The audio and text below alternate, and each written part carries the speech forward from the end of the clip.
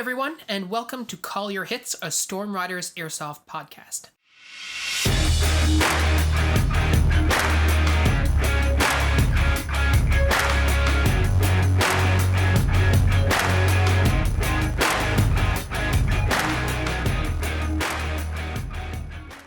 Today, we're going to be building on our last conversation. Last week, we talked about the various types of ways that people actually play Airsoft, some unique rules or game types that we've played, and how there isn't one right way to enjoy the sport. We touched on briefly how different people enjoy different aspects of play, and one of the way that manifests itself is through different styles of play, let's call it. So this week, we want to take a closer look at some of the typical, perhaps stereotypical, kinds of airsofters you might run into. And spoiler alert, both Pat and I have been many of these in our times playing Airsoft. We're not making fun of anybody here except perhaps ourselves and maybe a little at each other. Definitely. So let's get to it. The first one that really struck us when we were thinking about writing this episode was the general. Absolutely. Right? This is the guy who shows up at the field. He is the next Omar Bradley, the modern era Napoleon. He is drawing up battle lines. He's thinking about all the formations he's going to put his 6 players into. He's coming up with pincer movements and all kinds of strategies and trying to execute overly complex plans. Or he's decided he's the drill sergeant. That's right, exactly. And this was definitely me for a long time. I think for a long period of time, I was really trying to overthink and over-strategize on a lot of our games. And even, especially in times when it wasn't necessarily appropriate. I mean, it's a weekend skirmish. This game is lasting 20 to 30 minutes. We really don't need to have an overly complex plan, and we don't need to have, all right, this person is going to be assigned to this sector and this person is going to be assigned to this sector. But in my mind, a lot of the fun came from, I want to be that general. I want to be the person who's in charge of all these troops and coming up with a strategy, and at the end, so we can all celebrate the big win together. But you got to be aware that, I guess, be self-reflective enough to go, yeah, my grand strategic plan involves 6 dudes. Maybe we shouldn't spend 20 minutes talking through the plan. And the other aspect of it is that barking orders and that yelling and stuff like that. That was also me, right? There was lots and lots of games, and there's some footage that, as I look back on, I'm shouting at people and I'm cursing and swearing and just trying to motivate people to do things that in my mind, I'm like, you should be able to do this. Why aren't you doing it?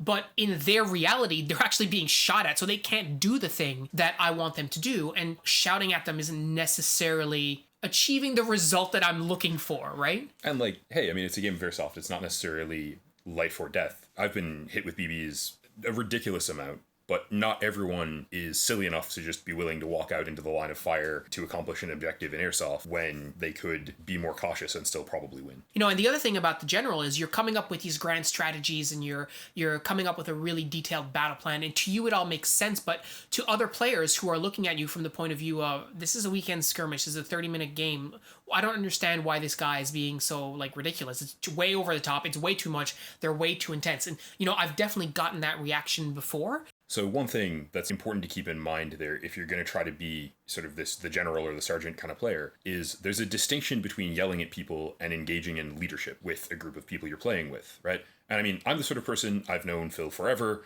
If he curses me out because I'm not in cover and I have a good reason, I'll tell him off. And if he curses me out because I'm not in cover and have a bad reason, I'll get in cover. Right, yeah. But if you haven't been friends with the people you're yelling at for long enough that they know you're just being either silly or having fun or whatever, playing a role, doing a bit essentially, then it's gonna run into problems for you in terms of interacting with those people after the game. For sure. If you think about what your role model is for a general or a drill sergeant, it's TV and movies. Most of us haven't gone through military drill, and if you have, you will have experienced that. But it's a different situation when you're being paid to do a job and your employer, who in this case is, the military, the drill sergeant, whomever, is yelling at you. Those are the parameters of the job that you're doing. But we're playing Airsoft as a hobby. Nobody really is signing up to get yelled at a random Airsoft skirmish on a weekend. And to be clear, there's a distinction also between your army sergeant yelling at you because what you're doing is wrong and will get you or other people killed in an actual actual real world environment, and me yelling at Phil because what he's doing is going to get me shot a bunch in an Airsoft game, right? That's right, yeah. So for those stereotypical general/drill sergeant players, take a bit of time to consider what exactly are you trying to achieve, and leadership is not necessarily achieved, as Patrick was saying, through just yelling at people, right? In some cases, in fact, it's leading from the front. It's showing people what you want to do and do it yourself. And that's actually where I sort of evolved in terms of my playstyle. I realized that I was actually pretty effective fighting at the front of the pack instead of being at the rear, just barking orders, because eventually I would just get frustrated and I would say, okay, well, these guys aren't doing what I want them to do, so I'm just going to go do it myself. And what I found when I started doing that is that by me going out and doing it, people were like, oh, hey, he's doing that, I might as well go with him. So there's a way that you can sort of engage in that leadership and still come up with battle plans and strategize, but then also be part of the execution of those plans, right? Yeah, and I mean, a really big part of what we try to do, at least when we're playing with newer players, or when we're playing dispersed and not part of our team, is we go, okay, so like we want our guys to be at the front, not because we're the best, but because, hey, that way everyone knows, yeah, we're trying really hard and you can try hard too. And yes, haha, we're tryhards. The way we have fun typically is by pushing ourselves and trying to do really well in games and trying to excel. And it's way better to just show people what it is you'd like them to be doing by modeling the behavior than it is by standing behind them and going, why are you not moving forward? The reaction that you sometimes get is, well, if that's so easy, why don't you do it yourself? Okay, well, maybe you should have, right? So I think as a general, I mean, if you're on the field and you're barking and shouting orders and you're not really getting the result that you want and you're maybe getting frustrated, it might be time to sort of reevaluate how you're approaching the leadership that you're trying to display on the field. You want to try to self-assess and to be a reflective player. Is what I'm doing effective? Is what I'm doing good for my fun, but also good for other people's fun? If you do that, you'll find better ways to do stuff. We're going to talk in a later episode about, the evolution of our respective kits for Airsoft. And everything we've done there was a matter of, like, at some point sitting down and going, does this work? So if you want to be a leader and you want to, you've got that general sort of mindset, that sort of drill sergeant sort of mindset, just remember that players who are having fun are always going to be more effective for you as a leader than players who are frustrated or not doing what they want to be doing on the field. And so, yeah, like if you've got, as we mentioned last episode, your friend who loves being loud and shooting lots, man, can you ever make use of that guy to draw fire and to suppress? If you've got a guy, as we're going to talk about later on in this episode, who's really sneaky and just, wants to be off by himself, being a ninja, find ways to use that. Find ways to make that person an asset rather than annoying them by having them do something they're not as into. And that's a great segue into our second stereotypical type of player, the Rambo or the Juggernaut. This is the guy who hits the field. He's yelling, not at other players, just yelling in general, yelling into his radio. He's just shouting all the time. He's shooting full auto as much as possible. Maybe he's even got a chrome buffer tube on his gun. You never know. He's the guy who you donate bags of BBs to because he goes through so much ammo. Yeah. This is the guy who maybe he has an LMG. He's shooting from the hip and, he's the one who's liable to come out of cover and yell, suppressing fire, and start shooting 500, 600, 700 BBs towards the enemy. And I mean, hey, he's a great player to have around. This player is also referred to as the BB magnet, mostly because when you do that kind of stuff, you expose yourself to tremendous amounts of fire. And generally speaking, unless you're in a particular game type where, maybe you are a Juggernaut style player where we've played games where only headshots kill you or where you have extra armor. So you get hit and you go back in cover and you come right back out, stuff like that. Generally speaking, those types of players don't last quite as long as they would want to in their mind. I gotta stress here, I have never been shot at so much as when I was carrying an LMG. It's probably the least effective gun I've ever carried in Airsoft in terms of my ability to actually impact the game.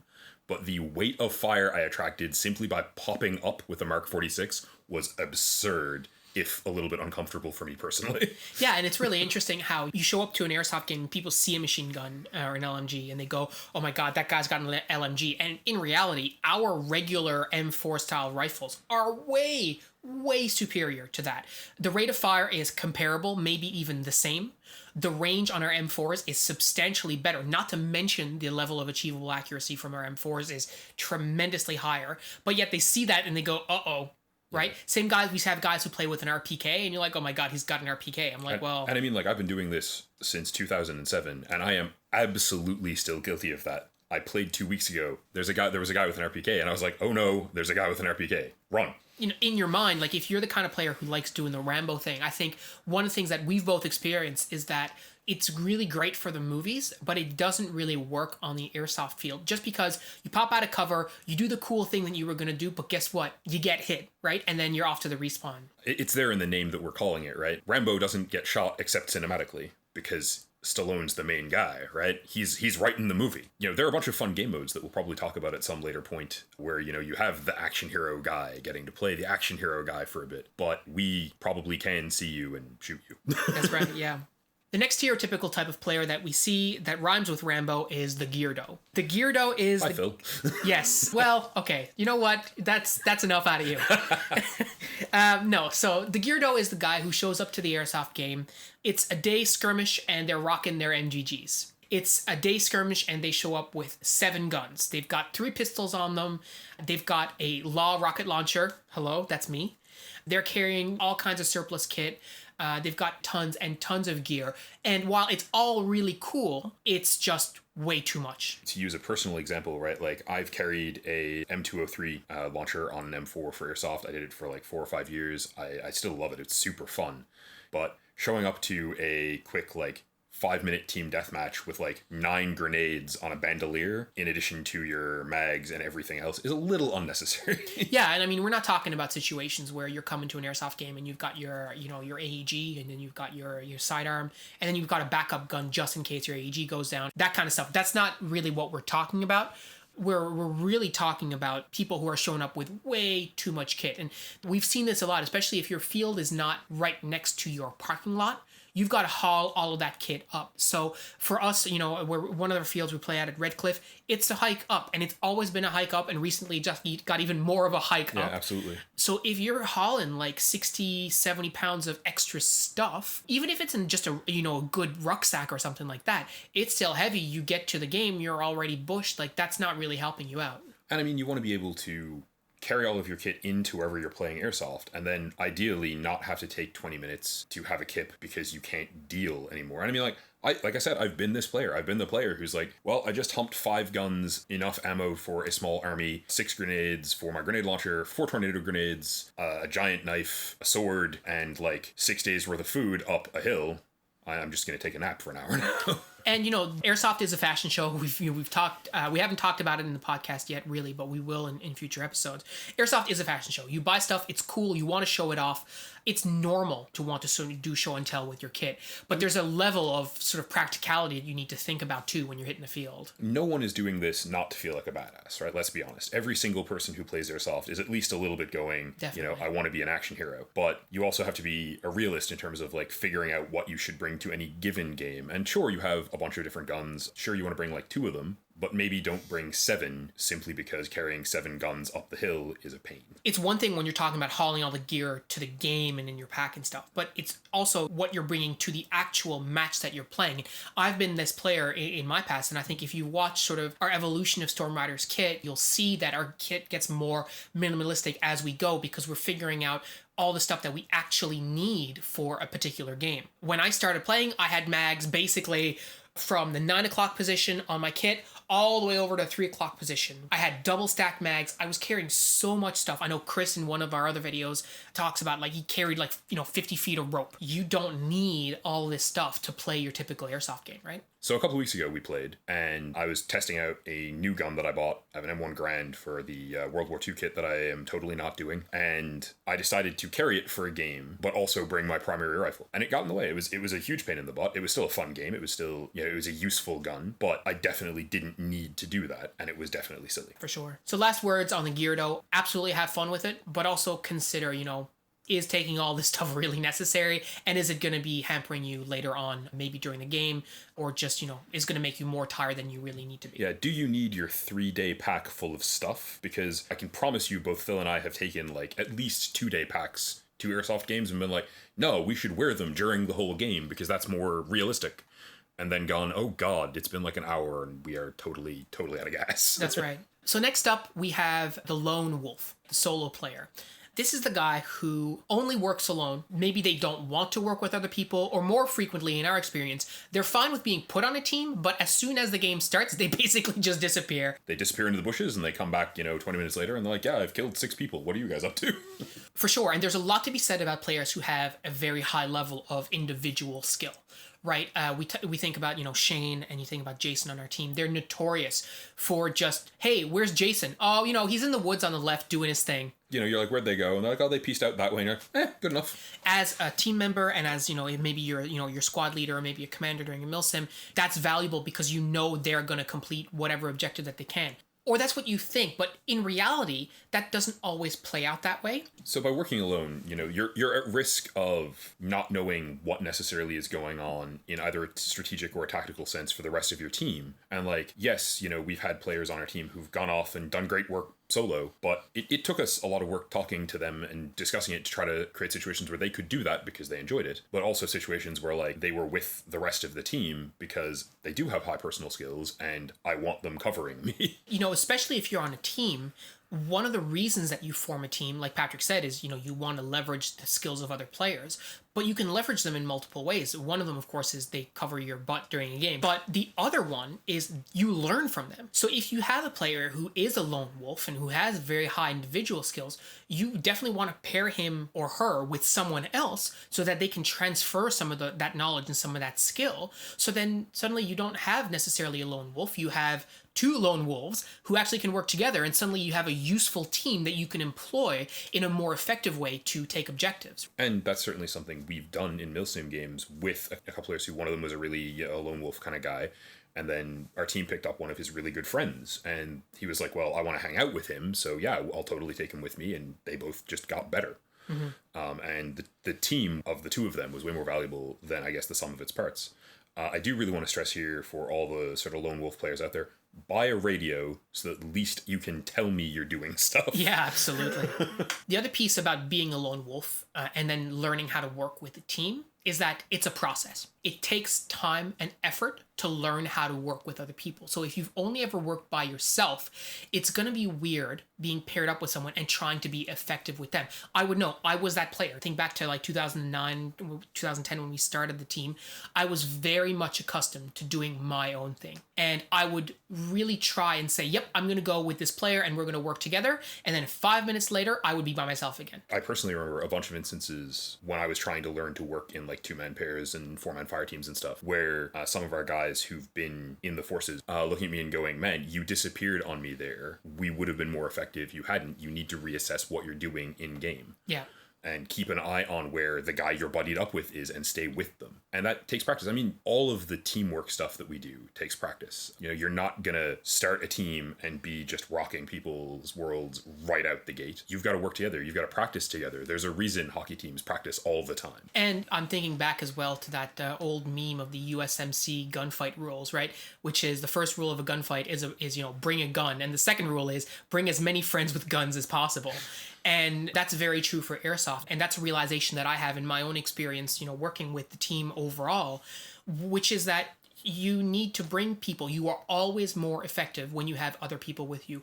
More guns is always better than fewer guns. And 2 guns especially is always better than 1 gun, because you could be doing the best flanking maneuver in the world and you're getting ready to just smoke the enemy's spawn.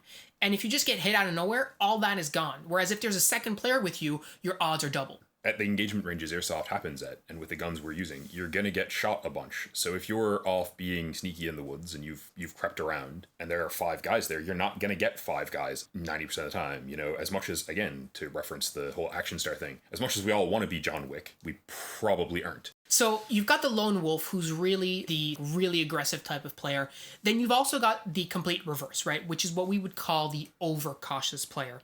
This is the player who at the start of a game will probably hang around their spawn, probably move up 15 feet, and not really want to get into the action out of a concern of getting hit. This isn't necessarily someone who's brand new to the sport or a renter. I mean, this happens to, it's happened to us, where you don't really want to take any risks. You're sitting way too far back to be effective. You're not pushing, you're not maneuvering on the field because you're, concerned about getting hit.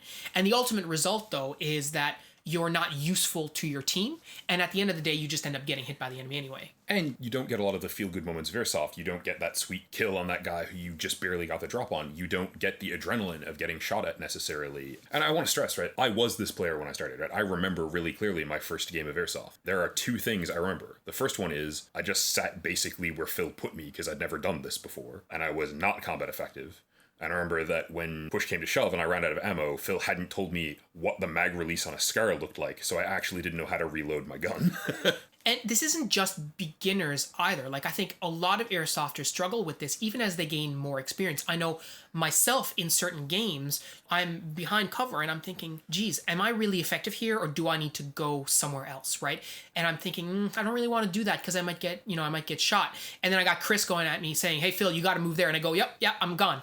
And when I'm not thinking about it, I'm making those moves, but sometimes I get stuck in this overcautious mindset. As I mentioned last episode, I'm silly. I've reached the point where being shot with Airsoft BBs is just like, oh, this is so trivial that I will take risks that I probably shouldn't necessarily. And both are a mindset thing. Both are a mentality thing. And I mean, one of the benefits of our team is I have people who look at me and go, Pat, you're being dumb, get in cover. And Phil has people who look at him and go, hey, Phil, you're being a little too conservative. I need you over there right now, because otherwise we're going to get tracked. So for the overcautious players out there, there's a lot of benefit to always thinking about where you are right now and saying to yourself, am I being as effective as I can be from where I am? And if I'm not, what do I need to do? And a lot of overcautious players are those they don't necessarily understand the effective range of their guns. And, that's a topic for another day. But most people generally absolutely overestimate the range of their airsoft gun. And so they're sitting, 250 feet away from the target they're shooting at. And they're not hitting them. But guess what? They're not really being hit either. So it's time to move, right? And we want to stress, right? We're not talking about this in an effort to make you feel bad for feeling like that. No, totally. Right? We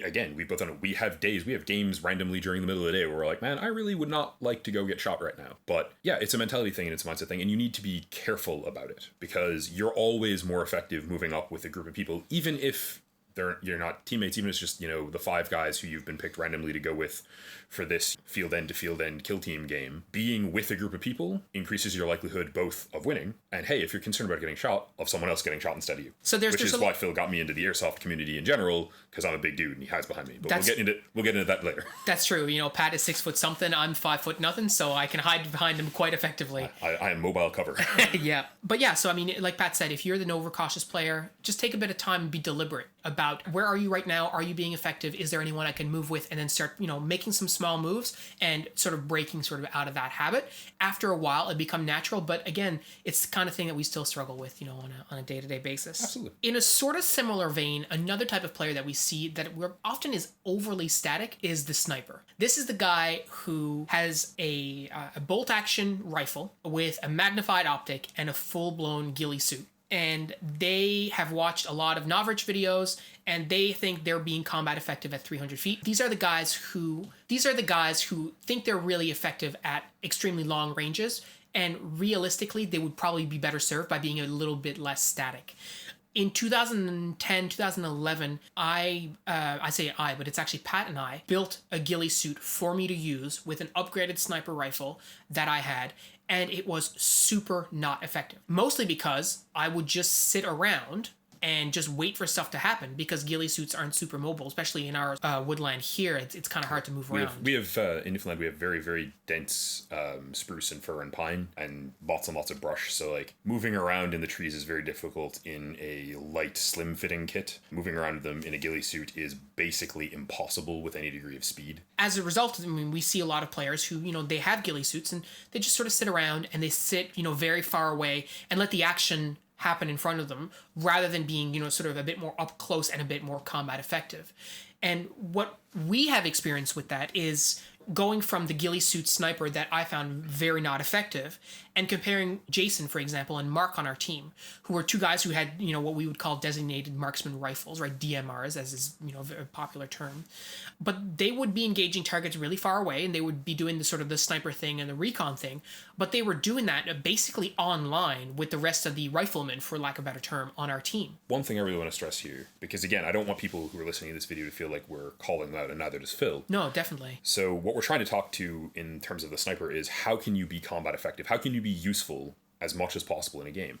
right? And so when Phil at one point dropped the ghillie suit but still brought the sniper rifle to games, it was very effective because he had about 50 feet of extra reach on people, and that's super useful. And hey, it's quieter than an AEG. And frankly, it's got some intimidation factor to it. It's different and it's big, and people look at it and go, oh god, that's scary. If you're watching like Kicking Mustang or you're watching Novrich on YouTube, and that's inspiring you to be a sniper and build a sniper loadout, what I would ask you is to really consider how much of the time in those videos do you see them sitting around for extended periods of time, not moving, not trying to get an angle on somebody else, not trying to move around and maneuver with their teammates, not trying to get into a better position so that they can snipe. That's the key factor with airsoft snipers that we see a lot is you think that because you put a ghillie suit on and you've got that longer range rifle, you can just sort of sit back, and you would definitely be better served by moving up and being a bit more mobile in your setup. So I also want to address, because I think this is really important, the fact that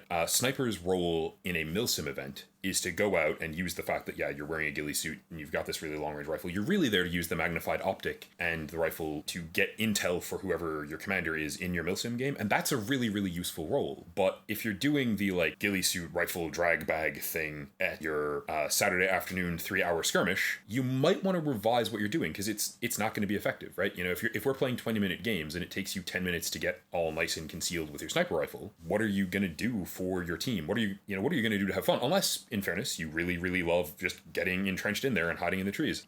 The gun tech in me, has to say this. It's really expensive to build a good bolt action rifle, and the guys you're watching on YouTube, they are not using inexpensive guns. So sort of you need to be kind of conscious of that. You will get a lot more mileage if you're a new player out of an M4 or a basic AK-47 than you will out of an unupgraded basic bolt action rifle. And not to mention that one of the reasons that we discourage people from getting a sniper rifle as their first gun is the rate of fire is just not there, right? So if you do manage to get into a good position where you can shoot the enemies and stuff like that, that's great. But like if you fire a couple of shots and your position is made, which in most cases it will be, because at airsoft distances, like you're 50 meters away from them, they're probably going to spot you. Like it's pretty close. Then suddenly they're opening up at you with their AEGs on full auto. It's very, very hard for you to be effective. And if you look at what happens in a lot of bigger YouTubers who are snipers, what they do when they shoot most of the time, once they start getting shot at, they get the hell out of there. And it's hard to do that with a full ghillie. I mean, likewise, right? It's absolutely a bias on our part, right? Phil and I have both run sniper rifles, bolt action, magnified optic, and neither of us would advise that style of play to a new player. I admit, personally, I would almost always rather have a guy with an AEG, but I do want to stress, if you get a bolt action and you can figure out how to be effective with it and you love it, great. I mean, honestly, if you love it, even if you're not super effective with it, stick with it. Absolutely. Do what you have fun doing. We've had a couple of players turn up with bolt action rifles, and in at least one case, we tossed an AEG at them and they didn't get more effective. Doesn't seem to matter. This is their playstyle. Cool. Yeah, for sure. So that's the sniper. That's a typical, stereotypical player that you see a hit in the field. Another one that I want to talk about quickly is the athlete, right? Or the pro athlete, let's call it. I'm sure you guys have seen this. This is the guy doing parkour on the airsoft field, doing baseball slides from cover to cover, jumping, sliding, climbing structures in places that they shouldn't be climbing. So like there's no ladder there. They're just using the wall. Guys who are aggressively fit. Yeah. Guys who are aggressively fit. God help us. We're not trying to fault you for being super fit. We don't have a whole lot of commentary on it, but this is something we see often. It's those guys who are just doing that kind of stuff. And in some cases, we see people who are, like Pat was saying, like overly aggressive. It looks great, and it's I'm sure it's a lot of fun, but it's not necessarily behavior that I would want to replicate in a lot of cases, because as they say on Generation Kill, just runs in a straight line, you'll live longer. I think there's a lot to be said for that. Also, as it turns out, the guys who run airsoft fields, especially like curated ones, they get kind of upset with you the first time you, through the actual wall of a building. Yeah. And like, I mean, sure, we can do that. They're made out of 6mm thick plywood. Probably don't. Yeah, for sure. The other thing I would say, just as a note there, is, like, especially on curated fields and stuff like that, you don't want to be climbing stuff that is not meant to be climbed. There's videos of players falling from like 2-story structures and all this kind of stuff. There's really no reason to put yourself at that kind of a risk. It's worth considering that, especially even on other kinds of field. Like I think about Red Cliff in particular. There's a lot of rebar around. There's a lot of detritus just in general. Probably not a good idea to go slipping and sliding around those fields. If you're going to power slide into cover, make sure it's cover you've at least been in before. Definitely. I've definitely like found a hole I didn't know was there and been up to my shoulders and been like, well, little help. The last stereotype we're going to cover rather quickly is the always ready for melee guy. This is the guy. Yeah, that's right. I'm talking about you, Pat. This is the guy who shows up to an Airsoft game and he is ready for close combat. And by close combat, I mean with a sword or knife or both. Sometimes it's a bat, like whatever it is. These guys show up ready, generally with some sort of like dummy knife. Ideally not with a real knife, because of course that's no bueno. Your rubber training knife, funny. Pulling an actual knife on someone with Airsoft, don't do it. Yeah, we're not talking about like a utility knife, like that's fine. Like, but I know Pat's got a giant kukri, which is this sort of an Indian curved knife, although it's more of a sword, really.